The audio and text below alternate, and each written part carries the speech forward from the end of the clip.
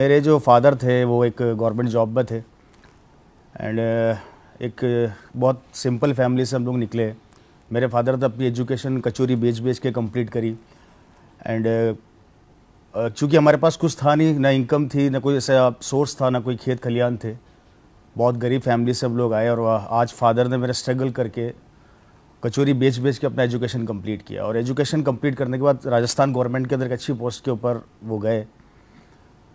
लेकिन जब भी मैं मेरे फादर से जब अच्छी पोस्ट पर गए, सब कुछ उनके पास मिल गया, एक अच्छी सैलरी थी, एक अच्छी गाड़ी मिल चुकी थी गवर्नमेंट की तरफ से मकान भी मिल चुका था। ऑफिसर थे गवर्नमेंट? बिल्कुल, राजस्थान गवर्नमेंट के अंदर ऑफिसर थे, अच्छी पोस्ट पर थे एंड सरकारी गाड़ी मिली थी, सरकारी बंगला मिला हुआ था।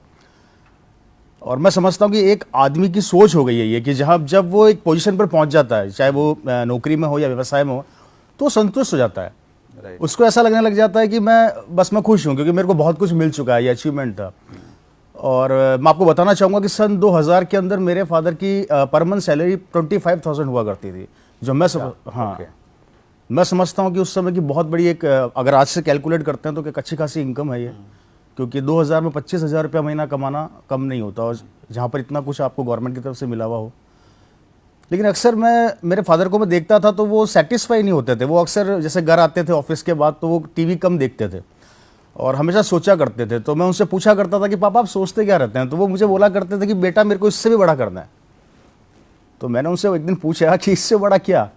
क्योंकि आदमी एक पोजीशन पर जहाँ सपना देखता है वहाँ पहुँच के सेटिस्फाई हो जाता है। तो मेरे फादर मेरे को एक लाइन बोला करते थे जो मुझे बड़ी अच्छी लगती थी और आज भी वो लाइन मेरे दिमाग में है, कहीं ना कहीं अंदर से मुझे मोटिवेट भी करती है। वो बोलते थे कि जिस इंसान ने जिंदगी में संतुष्ट होना सीख लिया उसकी प्रोग्रेस खत्म हो गई। तो उनका ये मानना था कि इंसान को कभी रुकना नहीं चाहिए, चलते रहना चाहिए।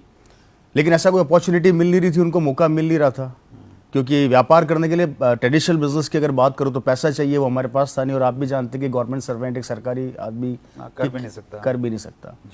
एक अपॉर्चुनिटी का वो वेट कर रहे थे और शायद कहीं ऊपर वाले ने सुन लिया और डायरेक्ट सेलिंग उस टाइम इंडिया में आई थी। सन 1998 की बात है ये, 1998 में डायरेक्ट सेलिंग इंडिया में आई और 2000 के अंदर मेरे फादर के पास ये बिजनेस आया। और मुझे आज भी याद है कि जब बिज़नेस मेरे फादर के पास आया, एक शख्स लेकर कि एक बिज़नेस ऐसा आया है जहाँ पर आप अपने सपने पूरे कर सकते हैं, अपनी लाइफ स्टाइल बदल सकते हैं। तो मेरे फादर उस बिज़नेस को देखा, समझा। मुझे आज भी याद है 4 से 5 दिन उन्होंने उस बिज़नेस पे स्टडी करी कि आखिर में डायरेक्ट सेलिंग है क्या चीज़। और जब वो खुद सेटिस्फाई हो गया कि नहीं ये बिज़नेस क्या दे सकता है, तो उसके बाद उन्होंने इस बिज़नेस को स्टार्ट करने का निर्णय लिया। और वो शायद वो निर्णय